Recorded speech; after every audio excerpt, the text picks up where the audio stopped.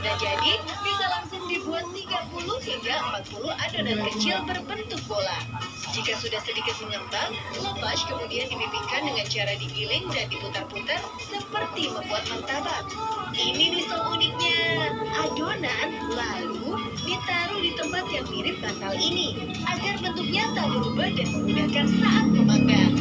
Proses pemanggangan dilakukan dengan menempelkan roti di atas oven tanduri seperti ini. Katanya sih, pembuatan lavash ini harus dilakukan oleh kaum ibu atau perempuan aja tuh. Alasannya sih, karena ibu-ibu bikinnya pakai cinta sob.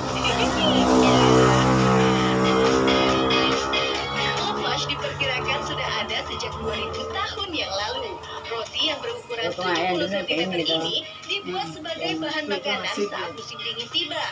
Lavash memang terkenal awet dan tahan lama. Bisa kuat hingga 3-4 bulan lamanya. Lavash biasa dimakan langsung, ditambah keju dan selai, atau diberi isian kebab. Yummy!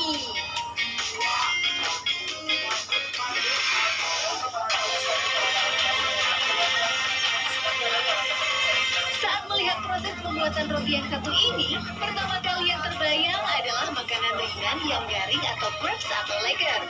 Namun siapa kira, ini adalah salah satu olahan terbaik dari Ethiopia yang biasa disebut injera. Injera adalah roti tipis beroda yang mirip spon. Roti ini menjadi pelapis dari berbagai macam menu makanan khas Ethiopia yang disajikan di atas piring datar yang besar. Injera terbuat dari tepung tep yang menjadi bahan makanan pokok yang sangat penting bagi masyarakat Ethiopia dan Eritrea. Tepung tep ini tidak mengandung gluten alias gluten free loh. Roti ini sudah ada sejak ribuan tahun lalu, sekitar 600 tahun sebelum Masehi. Tepung tep harus dicairkan, ditambahkan yes atau ragi roti sebelum digunakan. Lalu didiamkan selama 3 hari. Kemudian dimasak dengan wajan datar dengan suhu mencapai 500 derajat Celcius. Saat disajikan, sekilas roti injera mirip dengan dadar gulung yang siap disantap dengan berbagai macam menu khas Ethiopia. Roti injera juga menjadi menu wajib yang disajikan saat iftar atau berbuka puasa di bulan Ramadan.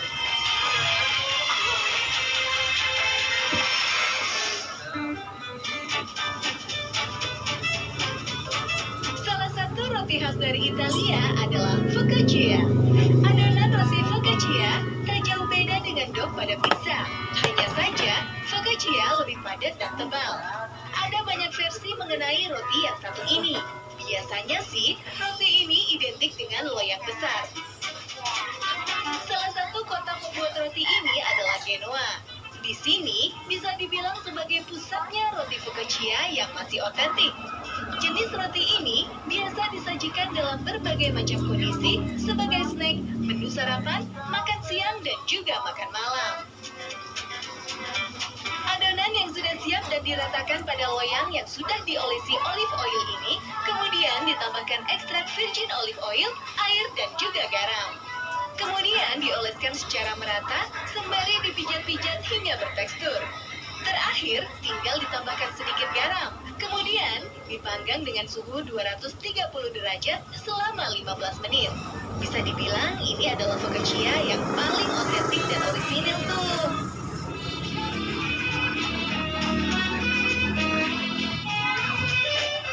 Perkembangannya, roti ini mengalami kreasi sehingga sering juga disebut sebagai roti bernilai seni tinggi.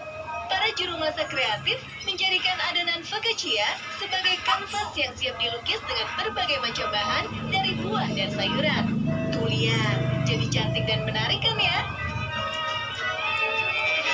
Sedangkan focaccia yang berasal dari bari ini dibuat menggunakan loyang bundar dengan tambahan topping tomat segar dan juga buah olive atau zaitun. Sekilas, focaccia bari ini terlihat mirip dengan pizza ya.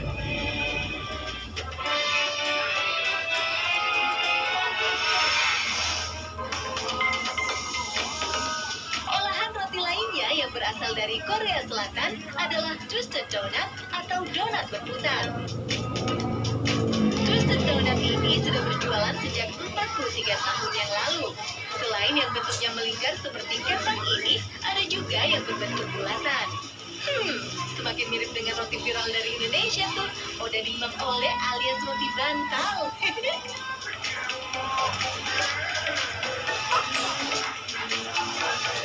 Bahan yang digunakan juga seperti membuat roti goreng pada umumnya. Ada tepung terigu yang dicampur dengan air yang sudah dicampur lagi. Mix adonan hingga tercampur rata dan kalis, kemudian didiamkan sampai mengembang. Proses pembuatannya juga hampir mirip dengan pembuatan cakwe di Indonesia. Bedanya sih, rotinya dibuat seperti menggulung. Ini yang membuat roti satu ini disebut twisted donut atau donat melingkar.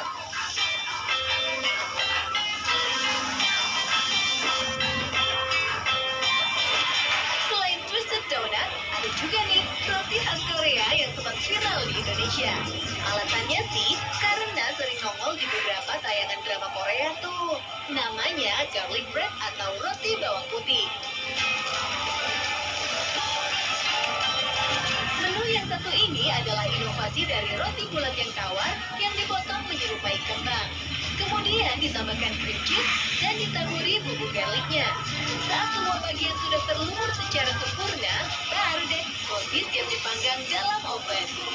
Garlic bread berwarna kecoklatan dengan bagian luar yang crispy dan lembut di dalam. Selain itu, rasa roti ini sangat lembut, gurih, lezat, dan juga meleleh saat disantap. Jadi pengen coba kan ya?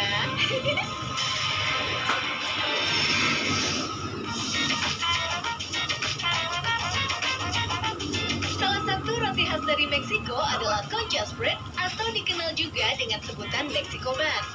Sekilas menu yang satu ini hampir mirip dengan roti panggang beraroma kopi yang banyak dijual di Indonesia ya. Conchas adalah roti manis dengan tambahan topping. Topping ini terbuat dari campuran gula bubuk, tepung, butter, vanila, dan sedikit pewarna. Bahan untuk membuat rotinya sendiri sama seperti roti pada umumnya. Setelah ditambahkan topping yang berwarna-warni, roti kemudian dibentuk dengan menggunakan pisau atau cutter. Proses pembentukan motif ini bisa sesuka kamu loh. Jadi nggak ada tuh bentuk baku, hanya butuh kreativitas lebih. Jika sudah mengembang, conchas bisa dipanggang dengan oven bersuhu 350 derajat Celcius selama 18 hingga 25 menit. Beberapa kreasi topping lainnya adalah conchas berwarna-warni atau biasa dikenal dengan conchas unicorn. Wah, buat feed Instagram seru juga ya.